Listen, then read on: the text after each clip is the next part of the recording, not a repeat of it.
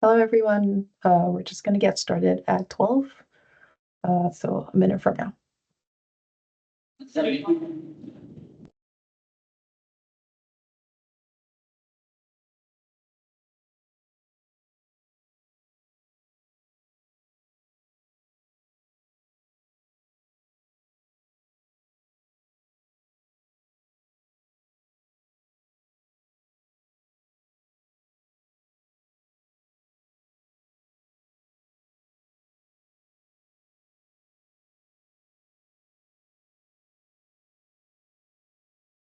All right, good morning, everyone, or good afternoon at this point. So today, thank you for joining us. Today, we're going to be talking about two programs. So we're going to be talking about the U.S. Department of Defense CMMC program, as well as the Canadian program for cybersecurity certification. So on our agenda today, we have a brief introduction. We'll also be talking about the CMMC program. We'll be talking about CPCSC. Then we'll go to the similarities between the programs, differences between the programs, what you can do to get ready, how we can help, pain points and key learnings, and questions. So at the end, we ask that you keep your questions till the end. And if you have a question, you can raise your hand, and then we'll let you know when you can unmute your mic. We also ask that you keep your mics muted throughout the session. If you don't want to speak, you can also put your questions in the chat, and then we'll read them out loud. The session is also being recorded, so that's just for your information. Now, there are speakers today. Myself, I'm the moderator. We have Mirat, we have Sushant, and Arnold. They're all quite knowledgeable on both programs, so they're able to answer all your questions. To begin, we're going to, I guess, launch a poll to see what program you're most interested in, just to gauge what direction this presentation should go in. So you should now see a poll in the chat. I'm going to leave this on for 30 seconds to a minute just to see what you're more interested in learning about.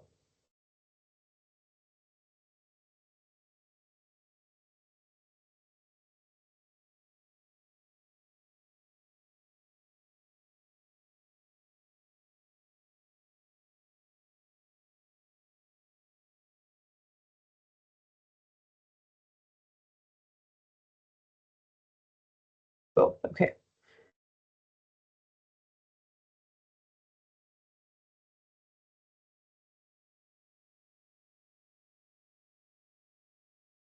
All right. It seems like the majority of people would like to learn more about CPCSC. So we'll try to talk more about that, but we'll touch on both programs for sure. All right, so now I'm going to hand it over to Arnold, who will talk about the CMMC program.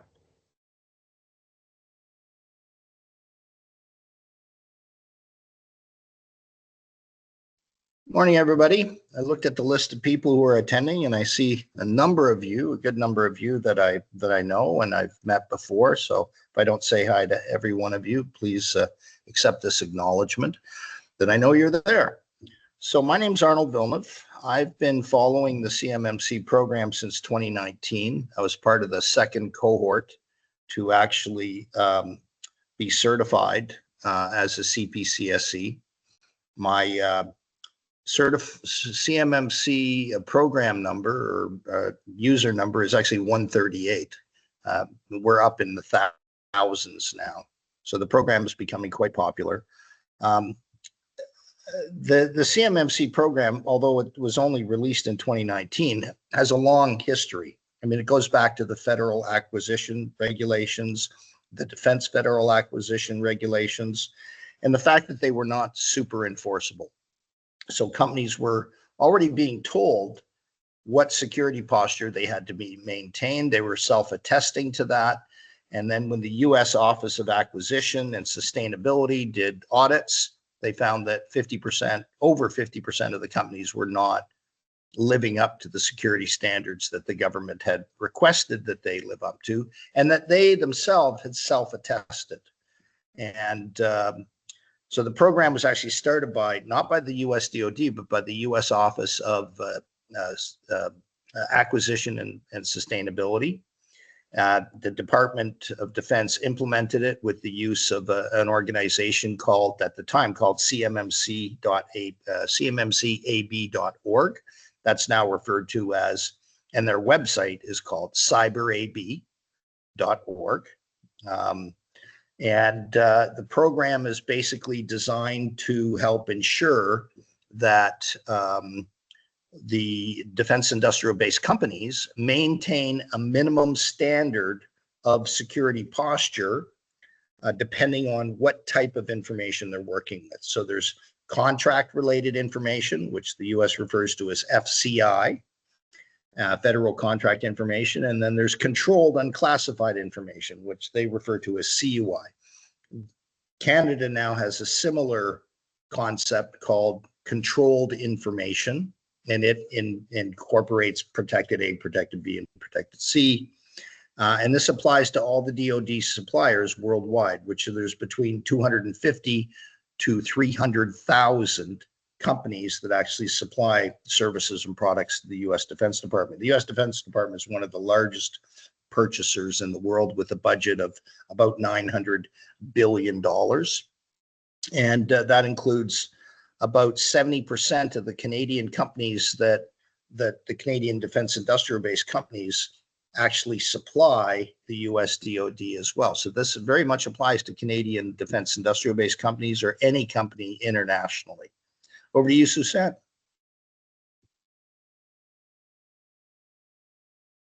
You're muted. Thank you, Arnold. So when we are talking about CMMC, many times we get this response from people who are talking to or defense industrial base events that CMMC seems new. But I would like to share some light on this is not new. This is a certification which is required, and this is the certification requirement is a new thing. But defense industrial base was always trusted for their act on cybersecurity compliance. So it all started long back ago when 2009 we saw fighter jet F-35's designs getting stolen by foreign hackers, and which actually exposed the major supply chain vulnerability that exists in US Department of Defense the industrial base.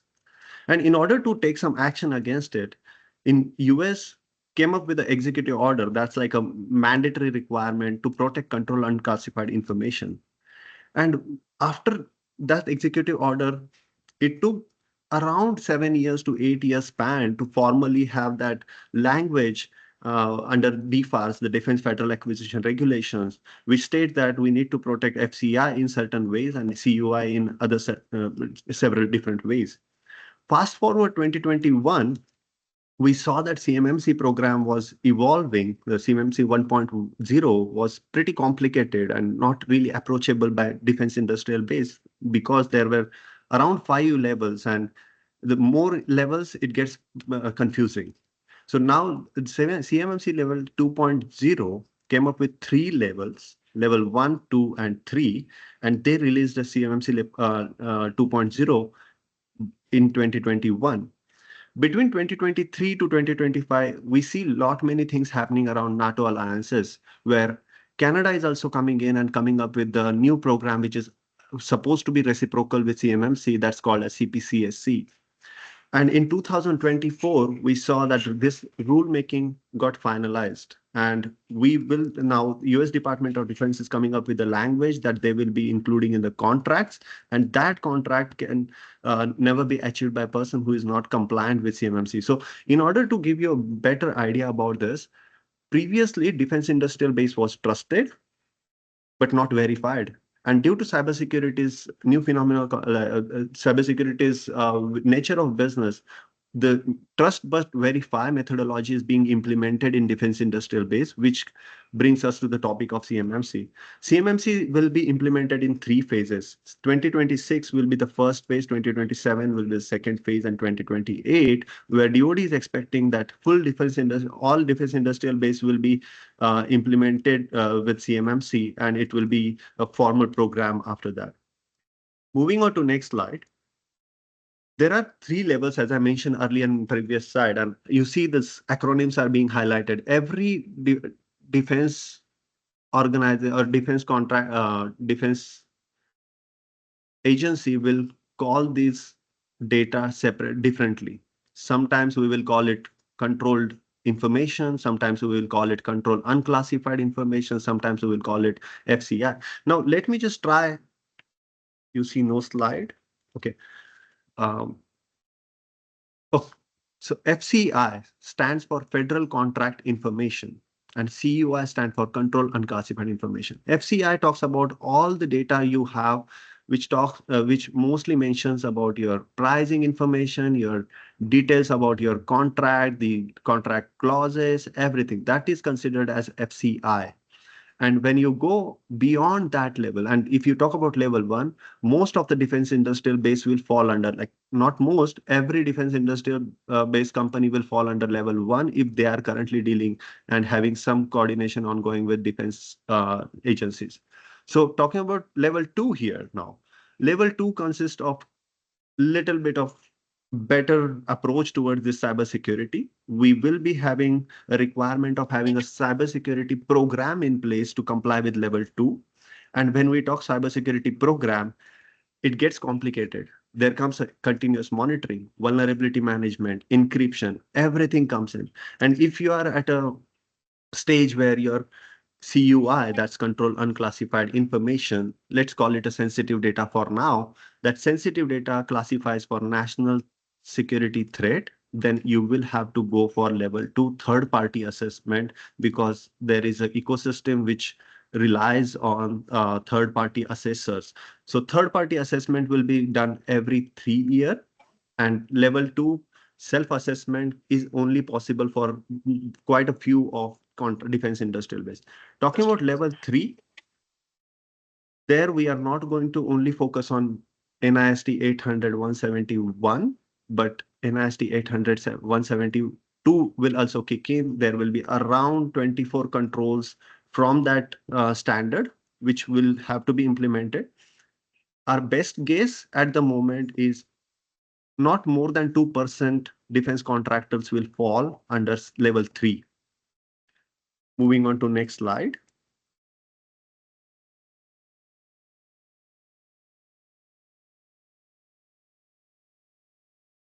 Yeah, good afternoon, everyone. So thanks, Sushant.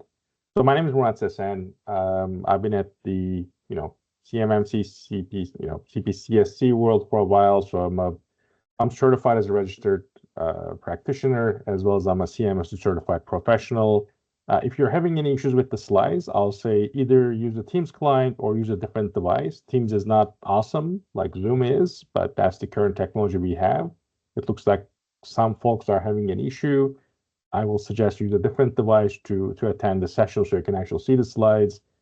We can also send the slides afterwards so you can actually have a look at it. So overall, the CPCSC, I know it's a tongue twister, is the Canadian equivalent for the US CMMC, right? So the original plan was that we're looking at aligning mutual recognition, but with the current geopolitical climate, I'm not sure if we're going to go there, but we'll see how that plays out.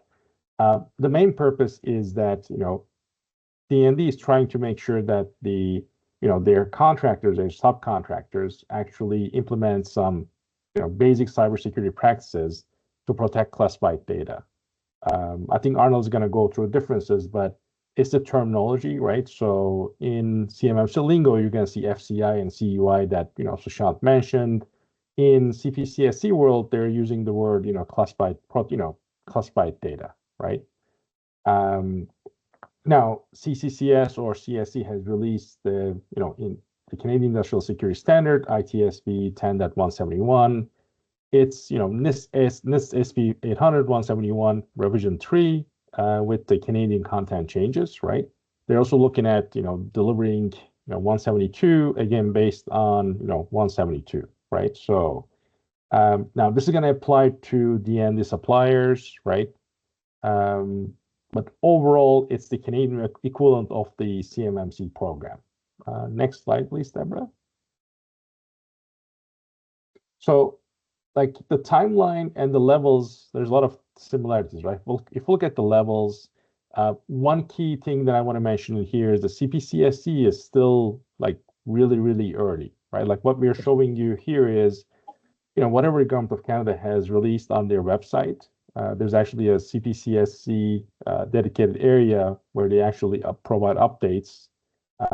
But what we are showing in here is subject to change. And then if you want to get the actual details, I would suggest, search for CPCSC. One of the first hits you'll get is the Government of Canada at canada.ca website that will say, here's what the program is and here's what we are doing, right? Just keep in mind, like, Sushant mentioned that, hey, they started the journey in CMMC back in 2009. It takes a while, right? It's a program. So CPCSC is still in early stages. We're looking at, the good thing is they're learning from the CMMC experience. So you're going to see a lot of similarities between two programs. The main thing is the levels, right? There's 3 levels as it defined right now. So level 1 is self-assessment, right? Level 2 is a third-party assessment. There you actually go through a third-party assessor, similar to CMMC. And then level 3 is done by DND itself. Again, really similar to CMMC. And then the current timetable that you see on screen is currently what's been communicated. We believe that the timetable is probably going to shift to the right? Because it takes a while to get those. So like there's 4 phases. We're in phase 1, moving on to phase 2, followed by phase 3 and 4, right? So if you look at the CMMC full completion, they're targeting 2008. So the Canadian version is a little, more aggressive, I will say. But the concepts are really, really similar. Next one. So in terms of differences and similarities, you've seen one document that we've referred to so far a couple of times, and that's NIST 800-171. I taught ITSG 33. Some of you are probably, most of you are probably familiar with ITSG 33.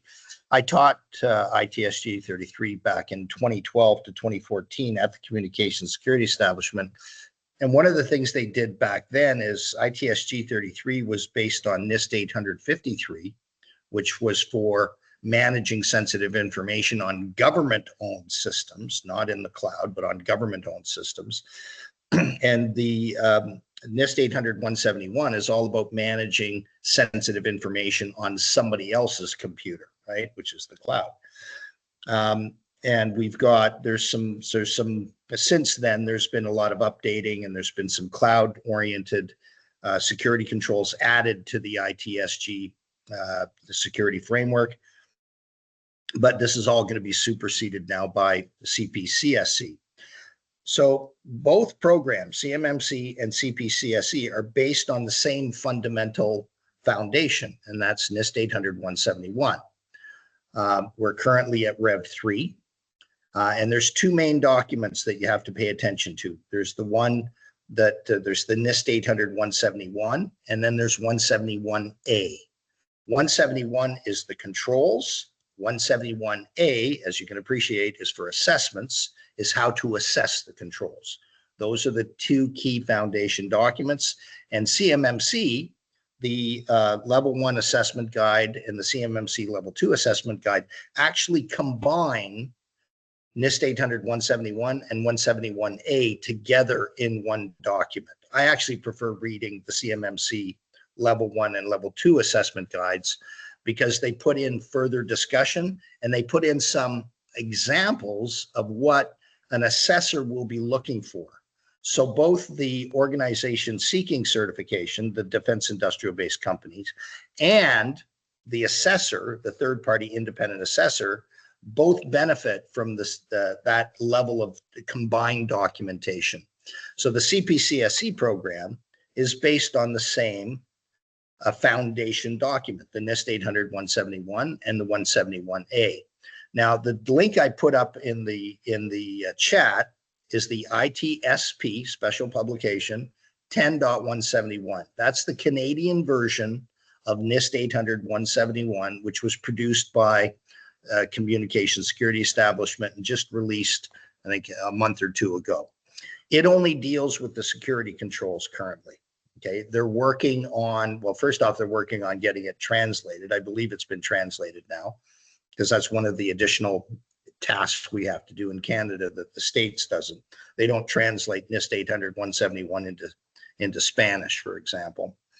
And then the next document they're going to release is 171A.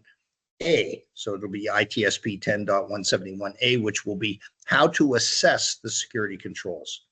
And even the Communication Security Establishment is saying right now, until we produce that, just refer to the NIST 800-171A for assessment document. So the programs, from a technical standpoint, and the one thing they did do this time is they stayed very close to the foundation.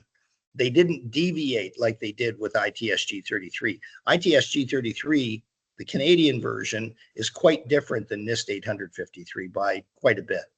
And it's a lot more intensive. There's a lot more security controls. There's a lot more assessment objectives.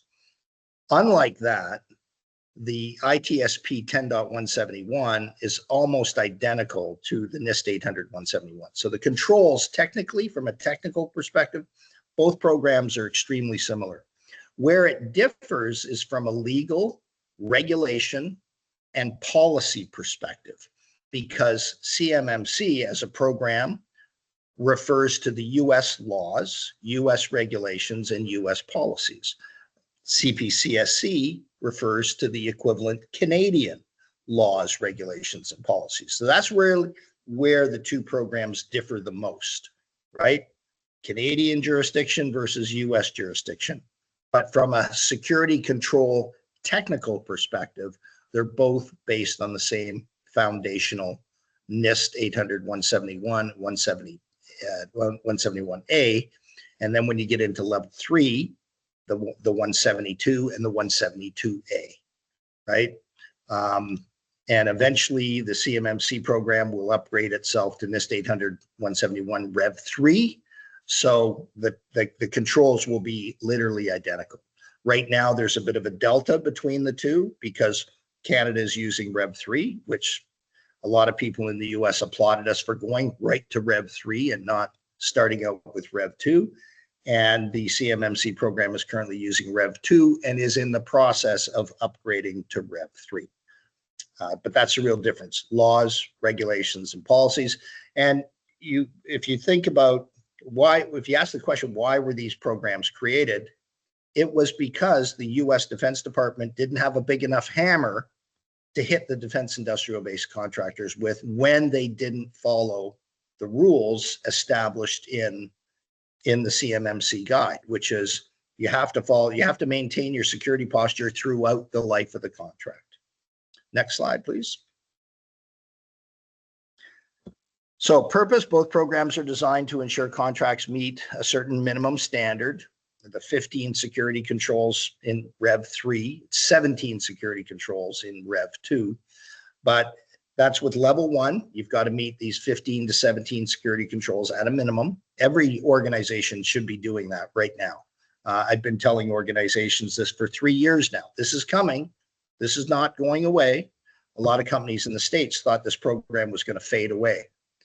The person who spearheaded the program, I mentioned her name earlier, Katie Arrington. She's on LinkedIn. You can follow her. She was sidelined during the Biden administration. There was some partisan politics there. And then during the Trump, in this program, by the way, CMMC was really shepherded in during the first Trump term. Trump's now back in power. Katie Arrington is the US DOD CISO. So this program is not about to go away in the States. So companies that thought it was going to go away and they wouldn't have to deal with it were sadly mistaken. So both programs deal with protecting both contract information like deliveries, locations. You're gonna build these bullets and you're gonna deliver this stuff to a secret base. All that contract related information is not to be released to the public. And then we get into the technical diagrams, the schematics, the performance diagrams, things like that. Those are the more sensitive pieces of information, and they have to definitely be protected at a much higher level. And that's where level 2 comes in, and that's where the government That's where the company, the defense industrial company, is going to have to meet 110 security controls with about 350 assessment objectives. And again, these are all based on NIST 800-171. So both programs require assessments at different levels. And then the target audience is anybody that supplies any services or products to the U.S. defense industrial base or the Canadian defense, the Canadian military as well. So these are all the defense industrial base companies. As I mentioned earlier, there's over 1,000 in Canada, and there's well over 250,000 worldwide for the U.S. Defense Department. And that is correct. Katie Arrington is currently acting or performing the duties of the CIO. She mentioned recently that they're looking for a new CIO, and she's going to maintain her position as US DoD CISO going forward. So over to you, Sushant. Next slide. Oh, me. Oh, no, there we go.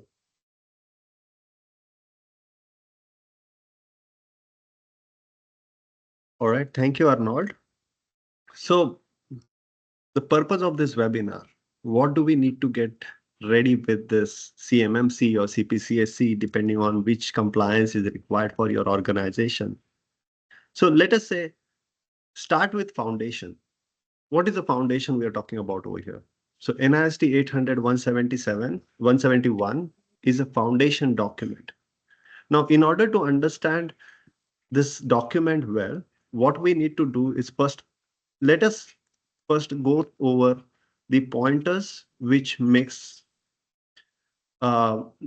sense, like basic cybersecurity practices. NIST 800-171 talks about 17 practices.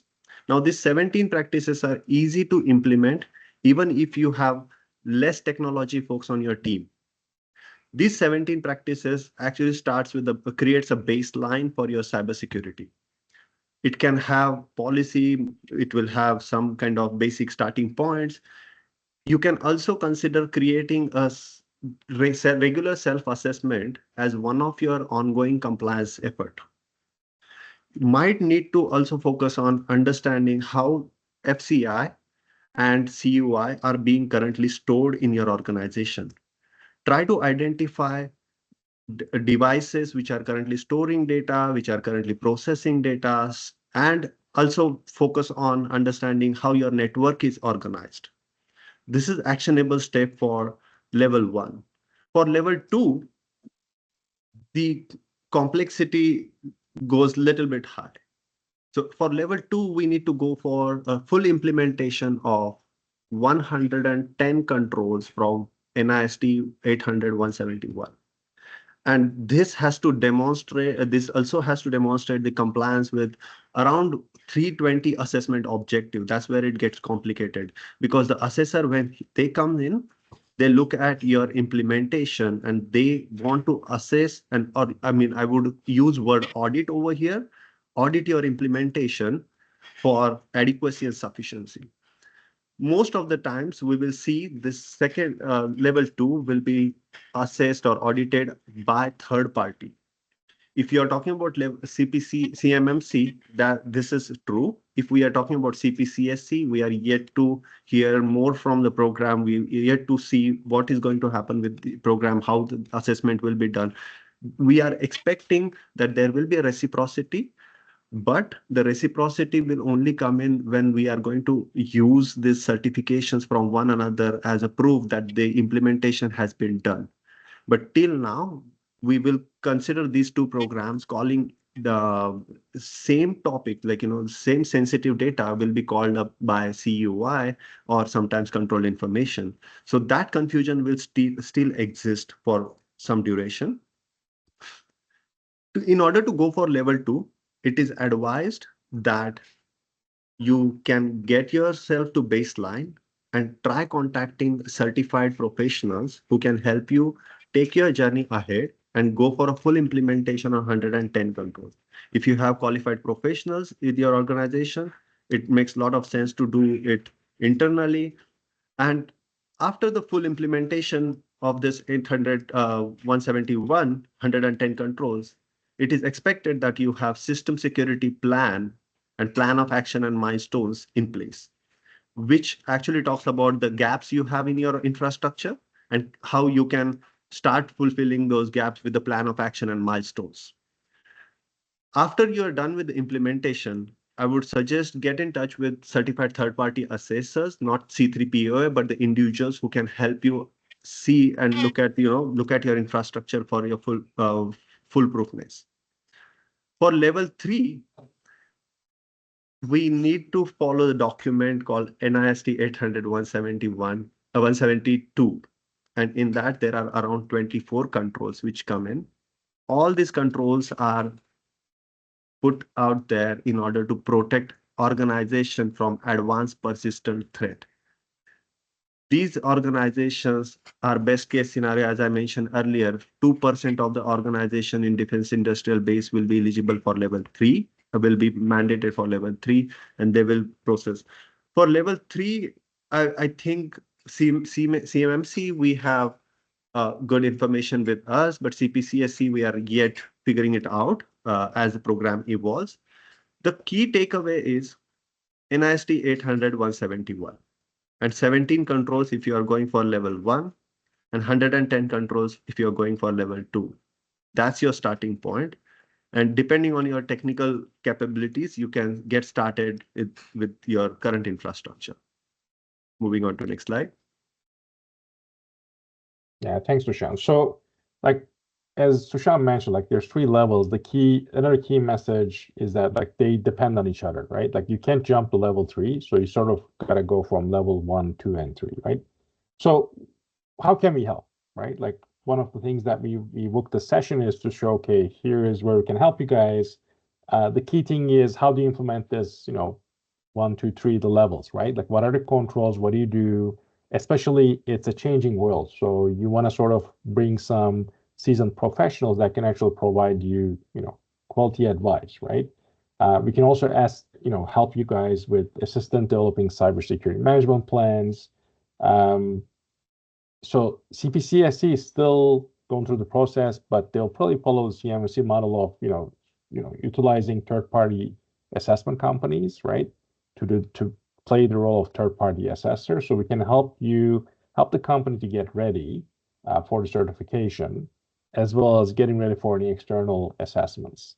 Another key thing to have to look at is these are, depending on your level of maturity as an organization, this level of effort may take a while, right? So let's say you're going for level 2 with a third-party assessor, and if you haven't done any work, your maturity level is really low, it will take you a long time. So I think the key message is you may want to start now before these things become, mandatory to be able to bid on a contract, right?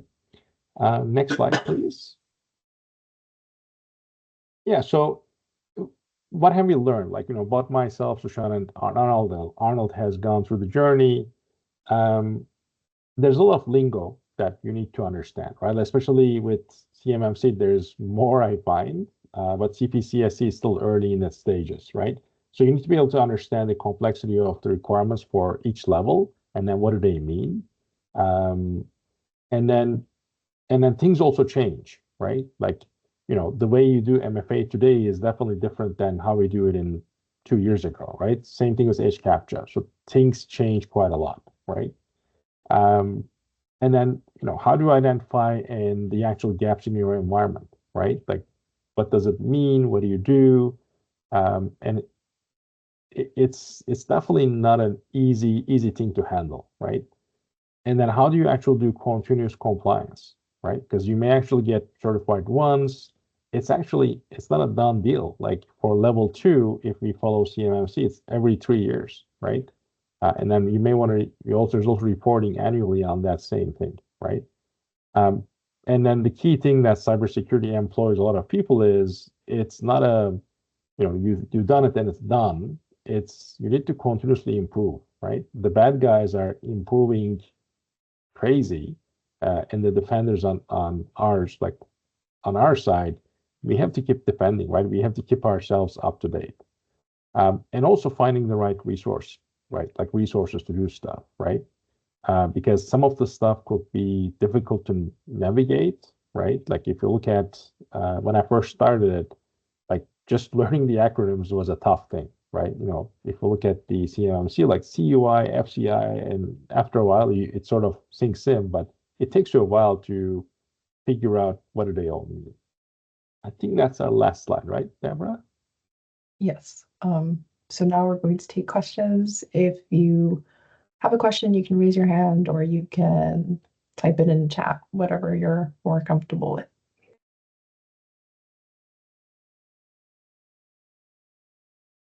We have a question here. Is your organization providing training for the certifications? How long can it take to complete the training? What schedules? Is it online or in class? And I guess fees associated with training and certifications. Arnold, do you want me to take that one? Yeah, I can take it. Sure, go ahead. So the CMMC program, and I'd like to just reach out and say hello to James Galuli. He's with the CMMC Project Management Office, and welcome to the session, James. You should follow James on LinkedIn. He does do a lot of talks on the CMMC program, so he's quite a wealth of knowledge. So the CMMC program is currently based on, the training program is currently based on CMMC version 2. They are in the process of updating it to, more closely align with the final rule that was released in December 16th of 2024, but that's a ways away yet. It's mandated. You have to take the training in order to be able to write the exam. And I would recommend, and there's no CPCSC training yet, that still hasn't been figured out. Is it going to be the communications security establishment that's going to create the course material and have an official course that you have to take and an official exam to become CPCSC certified? That is still being worked on. I've actually developed a 5-day CPCSC course that's I'm in the works on right now. It's 4 days of the ITSP 10.171 security controls. We go over all the security controls, we go over the program, and then there's a 1-day full-on tabletop exercise with a fictitious company, policy documents, artifacts, and whatnot. But the official CPCSC training curriculum has not been created yet. As Murat mentioned a couple of times, the Canadian Communications Security Establishment and the Canadian Center for Cybersecurity, who's one of my clients, is currently, working on their whole program, and there's still a lot of things to do there. I would recommend you might start out by actually reading NIST 800, 171, and 171A. 171 tells you what the controls are. 171A tells you what the assessor is expecting, and between those two documents, you can get a good idea of what the Canadian military is going to expect from you. You can also look online. All of the CMMC documents, or the majority of CMMC documents, are all publicly available. So I would look at the CMMC Level 1 assessment guide and CMMC Level 2 assessment guide, plus the scoping guides, which help you determine what is the scope and scale of the assessment. And that depends on which people, which facilities, and which systems are going to be handling your CUI, or in Canada, your CI information. I'd recommend you do the CMMC training because it's based on NIST 800, 171, and 171A, and that's what CPCSC is based on. So if you want to start the development of if you want to start learning about how to help your company get prepared, or how to do an assessment, which will also help your company get prepared, then I'd recommend you look at the CPCSC training, and they have it online. You can purchase it and just do it remotely online, or you can attend a course online.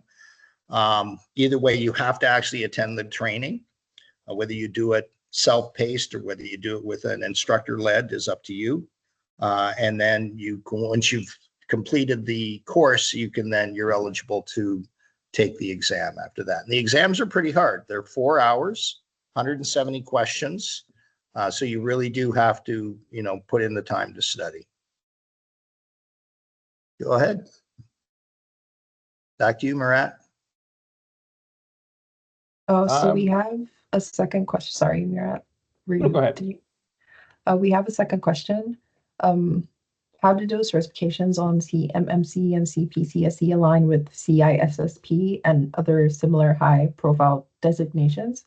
I assume that the pinnacle of cyber certifications is CISSP. Let me take a crack at it, and Sushant and Arnold, you guys kick in. So there's definitely an intersected area, right? But keep in mind, CISSP it covers a lot of areas, right? So CMMC is a controls-based assessment, period, right?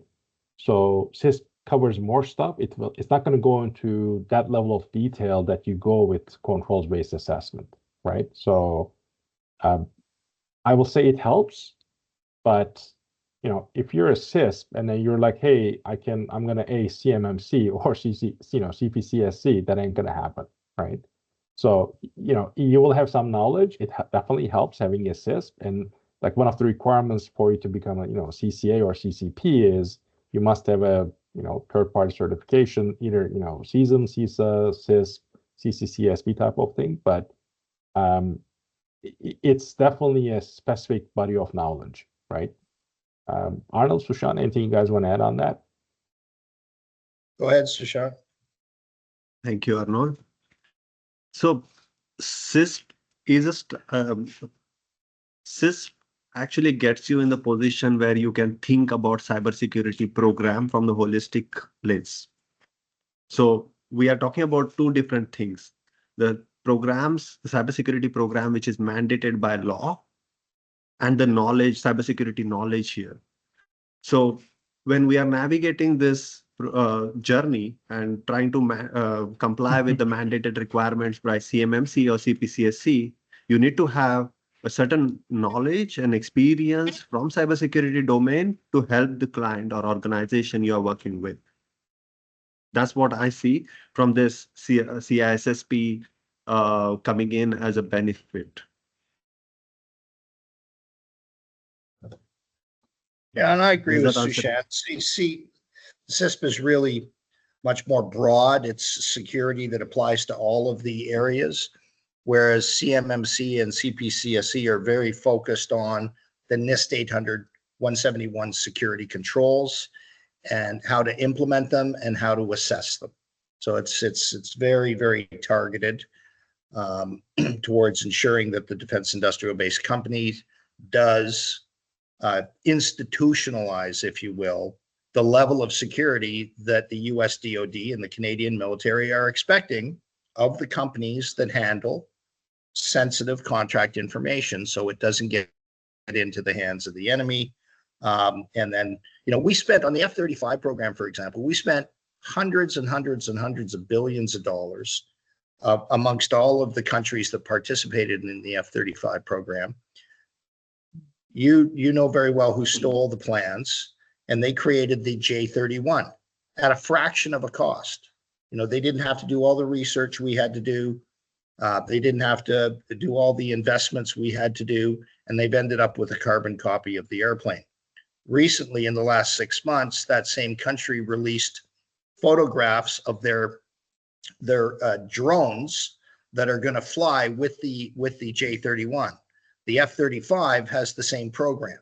So a pilot will fly an F-35 and they will have two drones that are half the size of the F-35 flying along, and the pilot in the one plane can control both of those drones and send them to targets. They've already cloned that one as well. So we're far past the point where we need the defense industrial companies to protect the sensitive information to the same degree, if not better, than the US and Canadian defense departments do. So CMMC and CPCSC, very focused, very targeted, very measurable. And we do an assessment. We really don't do an audit, because with an audit, you make recommendations, you tell them what to fix with their deficiencies.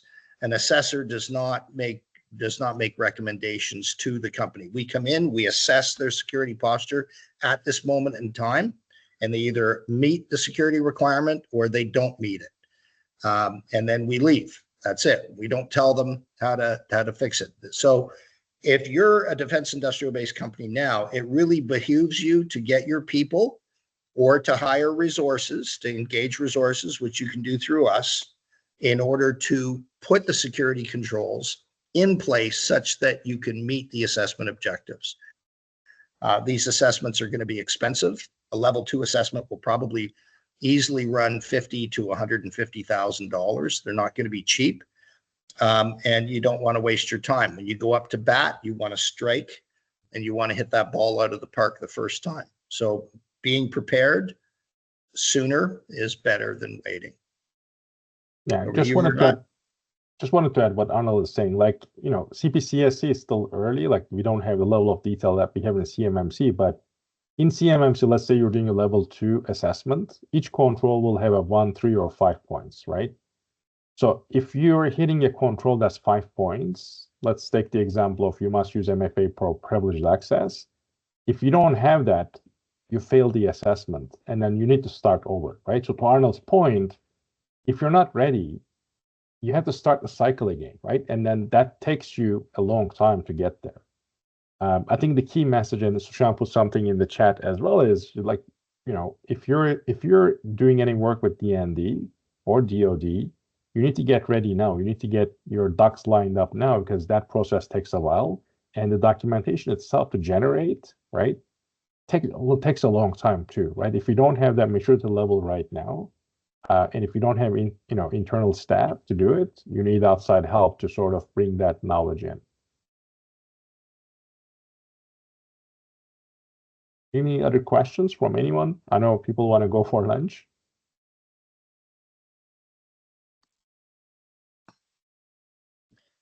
One last thing to add here, Murat, if anybody's interested, you can download what the assessment process is here from the Cyber AB themselves.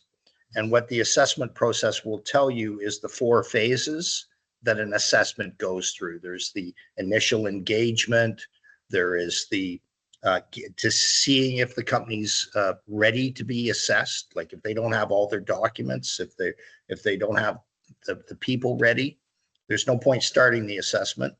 Then there's the actual assessment itself. Phase 3 is we do the reporting. Phase 4, we close out the assessment by reporting the results up to the appropriate authorities. And so that's there for you to kind of read through and have a gaze at, to look at what it's like for a DIB company to actually go through at least a CMMC assessment. And I know that CSE is currently working on the same document as to what the assessment process will be in Canada. DIBCAC is the organization that does the level 3 assessments. And as somebody mentioned, there's going to be less than 2% of the companies that are dealing with that level of sensitive information.